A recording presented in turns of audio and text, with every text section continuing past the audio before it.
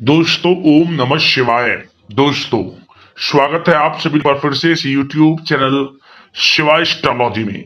आज की बहुत ही खास और बहुत ही महत्वपूर्ण वीडियो में दोस्तों पूरे 500 सालों के बाद बन रहा है दिव्य दुर्लभ महाशुभ संयोग। 13 जनवरी साल की पहली बड़ी पूर्णिमा पौष पूर्णिमा। इस दिन चुपचाप गाय को खिला दें। यह एक छोटी सी चीज, रोड़पति भी होंगे करोड़पति, मिलेंगी सभी संकटों और कष्टों से मुक्ति। मृत्यु दंड पितृ दोष तुरंत होगा खत्म। पूरे साल आपके घर में भरे रहेंगे अन्न धन के भंडार। यूं कहें भगवान विष्णु जी माता लक्ष्मी की कृपा से आपकी 7 पुश्ते तक करेंगी रुपयों पैसों पर राज। जी हाँ दोस्तों, 7 पीढ़ियों तक बैंक बैलेंस बढ़ता चला जाएगा। सभी दुख दर्द संकट कष्ट वह दूर हो जाएंगे और सभी सुख आपके पास आ जाएंगे। सभी सुख आपके कदम चूमेंगे यदि आप यह एक छोटी सी चीज साल की पहली पूर्णिमा के दिन यानी कि पौष पूर्णिमा के दिन गाय को खिला देते हैं। यकीन मानिए गरीबी आपके घर का रास्ता ही भूल जाएगी। साथ साथ भगवान विष्णु जी माता लक्ष्मी की कृपा आपके और आपके परिवार वालों पर 7 पीढ़ियों तक बरसेगी, यह समझ लिया। तो दोस्तों बता दें ये जो पूर्णिमा है बहुत ही दुर्लभ योग में है। साल की पहली पूर्णिमा। यदि आप चाहते हैं कि आपके जीवन से सभी प्रकार के दुख दर्द संकट कष्ट हो दूर हो जाएं और भगवान विष्णु जी माता लक्ष्मी की कृपा आपको प्राप्त हो, तो दोस्तों आज की वीडियो को पूरी देख लेना, क्योंकि आज की वीडियो आपके जीवन से सभी दुख दर्द संकट कष्टों को दूर कर देगी और आपके जीवन में आपको अखंड सौभाग्य की प्राप्ति होगी। दुख दर्द संकट कष्ट दूर होंगे, अपार धन सुख संपत्ति की प्राप्ति आपको हो जाएगी। ऐसे उपाय हम आपको बताएंगे। तो दोस्तों पूरा वीडियो जरूर देखिए। आगे शुरू करें वीडियो को। सबसे पहले तो भगवान विष्णु जी माता लक्ष्मी के सच्चे भक्त लाइक करना वीडियो को। कमेंट्स बॉक्स में जय श्री विष्णु जय मां लक्ष्मी अवश्य लिख देना, जिससे आपकी सभी मनोकामनाएं पूर्ण हो और आपके घर परिवार वालों पर भगवान विष्णु जी माता लक्ष्मी की सदैव कृपा बरसे। दोस्तों आपको बता दें कि पौष माह की पूर्णिमा तिथि को पौष पूर्णिमा के नाम से जाना जाता है। इस तिथि को अधिक महत्वपूर्ण माना जा रहा है क्योंकि दोस्तों पौष पूर्णिमा के दिन से आपको बता दें प्रयागराज में महाकुंभ की शुरुआत हो रही है। पूर्णिमा तिथि पर श्री हरि विष्णु जी के संग धन की देवी माता लक्ष्मी की पूजा आराधना करने का विधान है। बता दें साथ ही पवित्र नदी में स्नान किया जाता है। आपको बता दें कि सनातन धर्म में पूर्णिमा तिथि जगत के पालनहार भगवान विष्णु जी और देवी मां लक्ष्मी को समर्पित है। इस दिन माता लक्ष्मी बहुत प्रसन्न मुद्रा में रहती हैं। बता दें हर साल पौष पूर्णिमा को साधक अधिक उत्साह के साथ मनाते हैं। इस पूर्णिमा को इस दिन पवित्र नदी में स्नान और दान करना जरूरी है, जरूर करना चाहिए। इससे आपको मनवांछित फलों की प्राप्ति होती है। भगवान विष्णु जी माता लक्ष्मी प्रसन्न होते हैं। दोस्तों धार्मिक मान्यता है कि गंगा स्नान और उपासना करने से व्यक्ति को सभी पापों से छुटकारा मिलता है, साथ ही सुख समृद्धि में वृद्धि होती है और माता लक्ष्मी की कृपा से धन लाभ के योग बनते हैं। आपको बताना चाहेंगे कि इस दिन आप प्रातः काल सुबह जल्दी उठें। पौष पूर्णिमा के दिन संभव हो सके तो किसी पवित्र नदी में स्नान करें।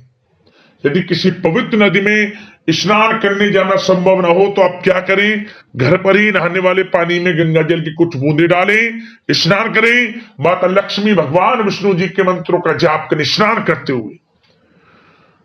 इसके बाद स्नान आदि से निर्वस्त्र हो जाएं, स्वच्छ वस्त्र धारण करें, भगवान सूर्यदेव को 1 लोटा जल अवश्य अर्पित करें, भगवान सूर्यदेव के मंत्रों का जाप करें। ऐसा करने से आपको पवित्र नदी में स्नान के बराबर का फल प्राप्त होगा। इसके बाद संभव हो सके तो इस दिन व्रत रखें, नहीं तो आप क्या करें, इस दिन भगवान विष्णु जी माता लक्ष्मी का विधि विधान से पूजन करें, मंत्रों का जाप करें, कीर्तन करें इनके नाम का। और दोस्तों इस दिन आपको किसी गरीब जरूरतमंद व्यक्तियों में पर ब्राह्मणों को भोजन दान दक्षिणा जरूर देनी चाहिए। दान में आप तिल गुड़ कंबल ऊनी वस्त्र विशेष रूप से देने चाहिए। यकीन मानिए भगवान विष्णु जी माता लक्ष्मी बहुत प्रसन्न हो जाते हैं, भक्तों की समस्त मनोकामनाओं को पूर्ण कर देते हैं। बता दें, यह जो पूर्णिमा है साल 2025 की पहली पूर्णिमा है और यह पूर्णिमा बहुत ही शुभ फलदायी बताई जा रही है। भगवान विष्णु जी माता लक्ष्मी समस्त इच्छाओं को पूर्ण करेंगे। इस समय बहुत ही शुभ संयोग बन रहे हैं इस समय। और बता दें, इस समय आप एक उपाय जरूर करें कि रात्रि के समय चंद्रमा को कच्चा दूध अर्पित जरूर करें आप, कच्चा दूध, क्योंकि इस दिन चंद्रमा अपनी पूर्ण कलाओं में होता है। और दोस्तों, माता लक्ष्मी भी प्रसन्न मुद्रा में रहती है। इस समय आपकी समस्त इच्छाएं पूर्ण होंगी। और साथ ही साथ दोस्तों, उपाय के तौर पर एक उपाय आपको और बता दें। आप क्या करें, आप इस दिन पीपल के पेड़ के नीचे आप सरसों के तेल का दीपक भी जरूर जलाएं।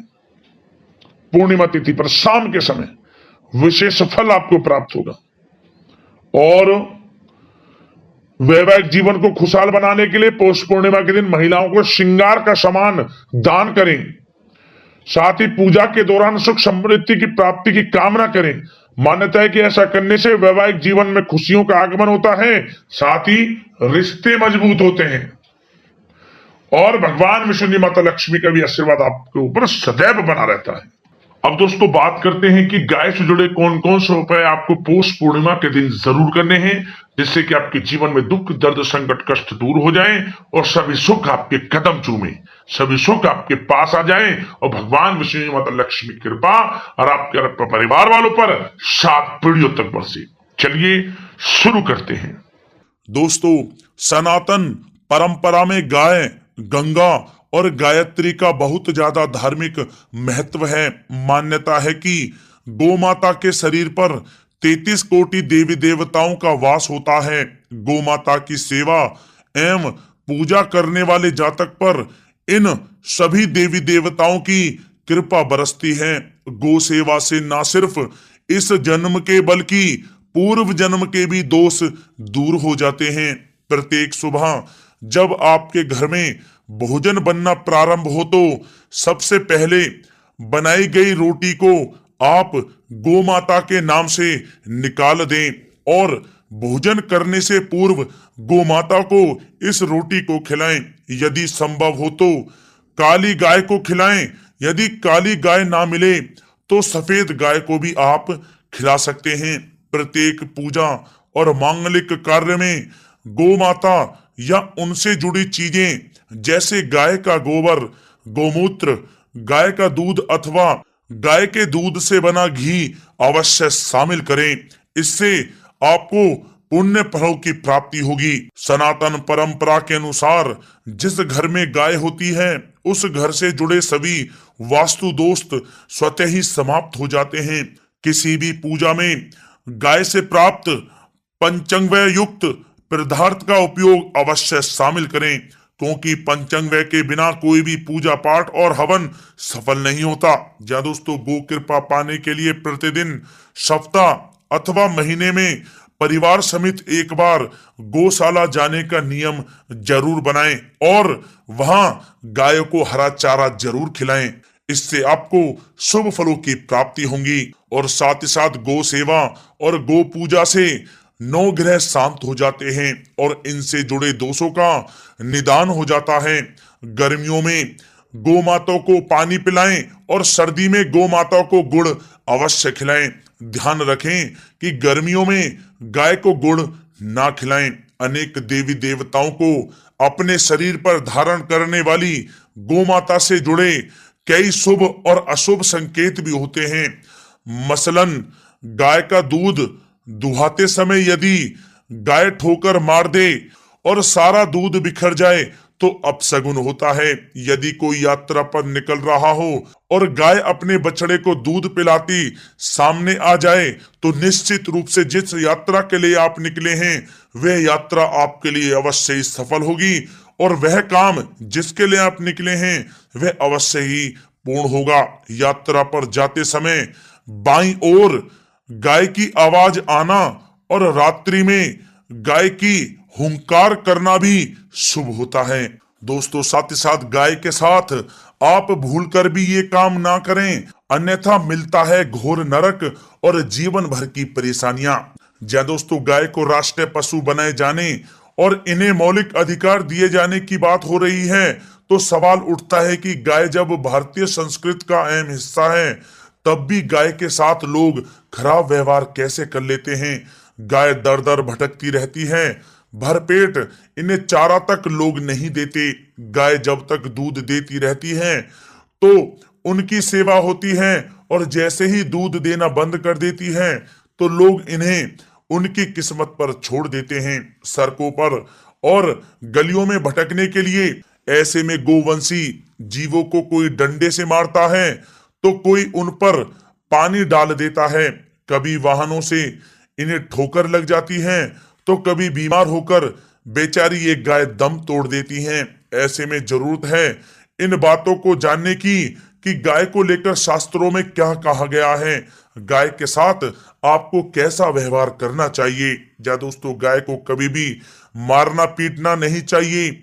शास्त्रों में गाय को माता का दर्जा दिया गया है। गाय को मारने पीटने वाला माता को मारने पीटने वाले के समान पाप का भागी माना जाता है। ऐसे घरों को नरक लोक में वर्षों तक कष्ट भोगना पड़ता है, अगले जन्म पशु योनि में मिलता है।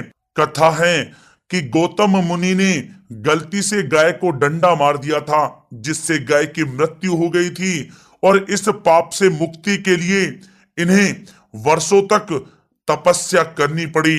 भगवान श्री कृष्ण जी ने बैल स्वरूप में आए वृत्तासुर का वध कर दिया था, जिससे मुक्ति के लिए भगवान श्री कृष्ण को संपूर्ण तीर्थों को एक कुंड में बुलाना पड़ा, और इस कुंड में स्नान से वह पाप मुक्त हो गए थे। या दोस्तों, साथ ही साथ जो लोग पानी पी रही गाय को भगाते हैं, वे घोर पापी के भागी बनकर नरक भोगते हैं, ऐसा पुराणों में बताया गया है। जबकि जो लोग गाय के लिए प्याऊ और चारा घरा बनवाते हैं, वह महाभाग्यवान होते हैं। ऐसे लोग घोर पाप से मुक्त होकर स्वर्ग पा जाते हैं और बड़े ही धनवान कुल में जन्म लेकर सुख भोगते हैं। और साथ ही साथ आराम कर रही गाय को कष्ट देकर कभी भी उठाना नहीं चाहिए। कहते हैं कि जिस स्थान पर गाय बैठी है, वहां से नकारात्मक ऊर्जा समाप्त हो जाती है।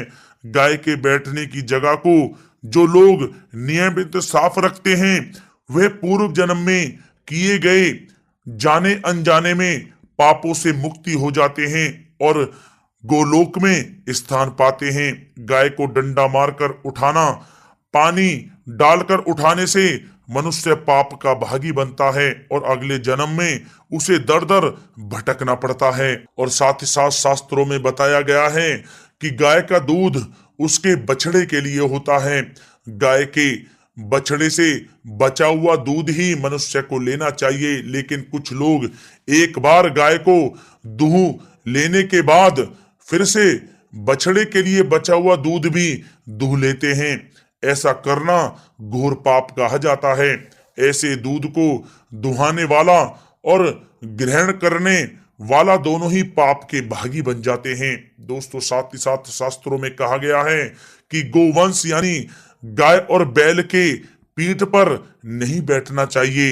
इनके पीठ पर बैठने से महापाप लगता है। ऐसे लोगों को नरक की यातना भोगनी पड़ती है। एकमात्र महादेव के अंश के उत्पन्न नंदी ही गोवंशी हैं, जिस पर स्वयं महादेव और महादेवी सवारी करती हैं, क्योंकि नंदी ने स्वयं अपनी इच्छा से महादेव की सवारी बनना स्वीकार किया था। और साथ ही साथ शास्त्रों में गाय के दान को बहुत ही महत्व दिया गया है, लेकिन ऐसी गाय का दान कभी नहीं करना चाहिए जो बूढ़ी और बीमार हो। कठोपनिषद में नचिकेता की कथा भी इस संदर्भ में है कि जिस नचिकेता ने पिता द्वारा बूढ़ी गाय को दान करने पर आपत्ति जताई थी, दूध देने वाली और बछड़े सहित जो लोग गाय का दान करते हैं, वह महान पुण्य को प्राप्त करके स्वर्ग में स्थान पाते हैं। दोस्तों, साथ ही साथ सूर्य, चंद्र मंगल या शुक्र की युति राहु से हो तो पितृ दोष होता है। यह भी मान्यता है कि सूर्य का संबंध पिता से एवं मंगल का संबंध रक्त से होने के कारण सूर्य यदि शनि, राहु या केतु के साथ स्थित हो या दृष्टि संबंधी हो तथा मंगल की युति राहु या केतु से हो तो पितृ दोष होता है। इस दोष से जीवन संघर्ष में बन जाता है। यदि पितृ दोष हो तो गाय को प्रतिदिन या किसी भी एकादशी को या किसी पूर्णिमा के दिन या अमावस्या को रोटी, गुड़, चारा आदि खिलाने से पितृदोष समाप्त हो जाता है। साथ ही साथ देसी गाय की पीठ पर जो ककुद कुबड़ होता है वह बृहस्पति गुरु हैं। अतः जन्म पत्री में यदि बृहस्पति अपनी नीच राशि मकर में हो या अशुभ स्थिति में हो तो देसी गाय के इस बृहस्पति भाग एवं शिवलिंग रूपी कुबड़ के दर्शन करने चाहिए। गुड़ तथा चने की दाल रखकर गाय को रोटी भी दें, इससे आपको शुभ फलों की प्राप्ति होगी। और साथ ही साथ यदि आप रास्ते में जा रहे हों और सामने से गौ माता आती हुई दिखाई दें तो गौ माता को आप अपनी दाहिनी ओर से जाने देना चाहिए। आपकी यात्रा अवश्य ही सफल होगी। और साथ ही साथ यह संकेत भी जान लें, यदि आप यात्रा पर जा रहे हैं और सामने आपके गाय पड़ जाए अथवा अपने बछड़े को दूध पिलाती हुई सामने गाय दिखाई दे जाए तो समझ जाना कि वह यात्रा आपके लिए अवश्य ही सफल होगी। और साथ ही साथ जिस घर में गाय होती है उसमें वास्तु दोष स्वतः ही समाप्त हो जाता है। और साथ ही साथ आपको बता दें कि गाय को आप जो भी रोटी बनाएं प्रतिदिन ताजी रोटी ही बनाएं। गाय को अगर आपने रोटी बनाई है तो कोशिश करें कि उस रोटी को आप तुरंत ही गाय को दे दें। अगर आप उस रोटी को रख देंगे और उस रोटी को अगले दिन देंगे तो वह रोटी बासी मानी जाएगी। गाय को कभी भी बासी रोटी ना दें, इससे घर में नकारात्मक ऊर्जा वास करती है और जो भी कार्य आपके बनने वाले होंगे वह कार्य भी आपके बिल्कुल भी नहीं बनेंगे। इससे आपके घर में हमेशा दरिद्रता का वास रहेगा और आप जिस भी कार्य को करेंगे उस कार्य में आपको हमेशा असफलता ही हाथ लगेगी। इसलिए कोशिश करें गाय को रोजाना ताजी रोटी बनाकर खिलाएं और रोटी को बिल्कुल ना रखें, बासी रोटी गाय को ना दें। और साथ ही साथ सड़ी गली चीजें गाय को नहीं खिलानी चाहिए कि घर में कोई फल है, कोई सब्जी है, सड़ जाए तो लोग क्या करते हैं गाय को खिला देते हैं। नहीं, ऐसा नहीं करना चाहिए। ऐसा करने से यदि आप गाय को खिलाते हैं तो और आप पाप के भागी बन जाते हैं। आप बिल्कुल भी सड़ी गली चीजें गाय को ना खिलाएं।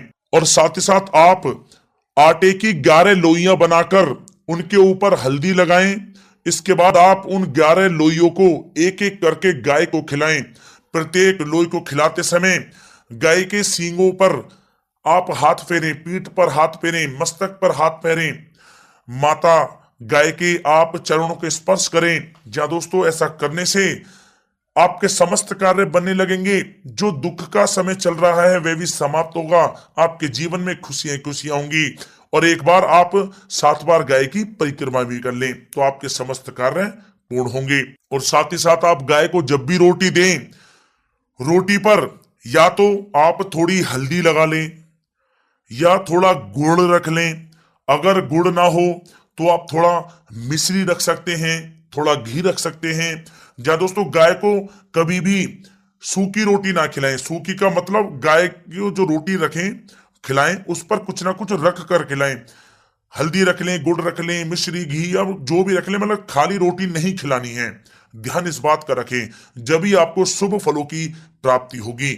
जहां दोस्तों ये थे गाय से जुड़े कुछ महत्वपूर्ण उपाय, कुछ बातें जिन्हें आपको ध्यान में जरूर रखना चाहिए। जहां दोस्तों वीडियो अच्छी लगी हो तो वीडियो को लाइक करें, ज्यादा से ज्यादा अपने दोस्तों में शेयर करें, चैनल पर नए तो सब्सक्राइब करें। जय गौ माता।